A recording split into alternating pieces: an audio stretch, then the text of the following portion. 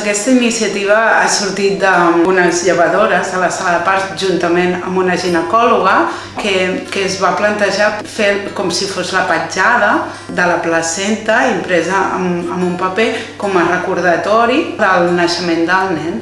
La placenta és un òrgan vital per al bebè i en moltes cultures es considera la placenta com l'àngel de la guarda durant tot l'embaràs. Hi ha cultures o famílies que agafen aquesta placenta i fan rituals. Un dels rituals que és molt maco és fer la impressió de placenta per agrair la tasca que ha fet durant tot l'embaràs.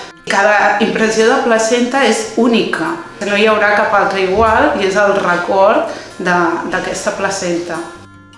Creiem que és un dia molt important per nosaltres, per les nostres vides, i a més hem tingut 2 nenes i llavors ens han posat les 2 placentes aquí amb el cordó umbilical i és un moment molt maco i per recordar, o sigui que ens emportem aquest recordatori molt bonic.